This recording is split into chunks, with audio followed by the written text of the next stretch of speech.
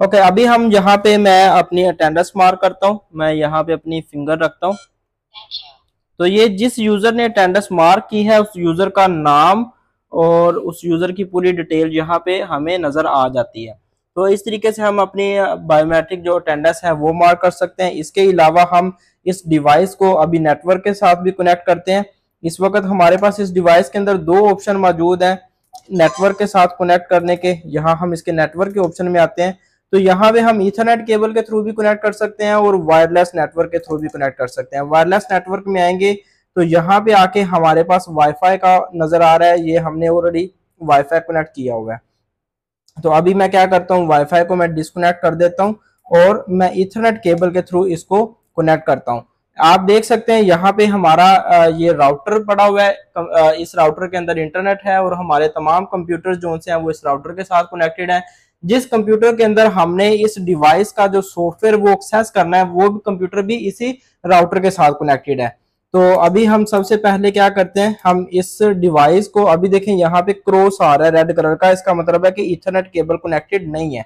हमारा जो डिवाइस है ये नेटवर्क के साथ कनेक्टेड नहीं है। तो मैं क्या करता हूँ, सबसे पहले इसके पीछे हमारे पास यहाँ पे नेटवर्क की पोर्ट मौजूद है और यहाँ पे हमारे पास ये नेटवर्क की वायर है जो हम इसके राउटर के साइड लगी है एक, और एक हम यहाँ पे प्लग इन कर रहे हैं।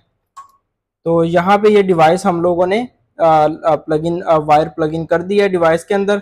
और जैसे ही हमने प्लग इन किया उसके बाद हम यहाँ से देख सकते हैं कि ये हमारा ऊपर से रेड आइकन खत्म हो चुका है। तो अभी हम मेन्यू में वापस चलते हैं और इस डिवाइस का आईपी देखते हैं। हम ईथरनेट वाले ऑप्शन पे आते हैं। अब ईथरनेट वाले ऑप्शन पे आने के बाद यहाँ पे हमें आईपी एड्रेस नजर आ रहा है 192.168.100.201।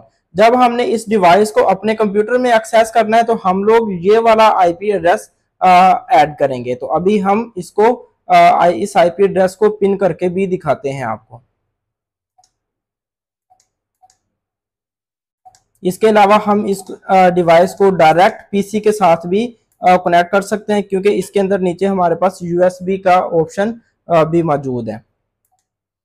और इसके अलावा इस डिवाइस के अंदर हम डिफरेंट यूजर क्रिएट करने के अलावा डिफरेंट डिपार्टमेंट्स बना सकते हैं, अपनी शिफ्ट को सेट कर सकते हैं, अपनी रिपोर्ट्स को भी देखना चाहें तो देख सकते हैं। ये तमाम फीचर इसके जो बिल्ट इन सॉफ्टवेयर है इसके अंदर मौजूद है, वो इसके अंदर तमाम फीचर हमें मिल जाते हैं। तो चलें अभी हम इसी डिवाइस को आईपी एड्रेस को यूज करते हुए अपने कंप्यूटर के ऊपर कनेक्ट करते हैं। इस डिवाइस को हम यहाँ पे रखते हैं।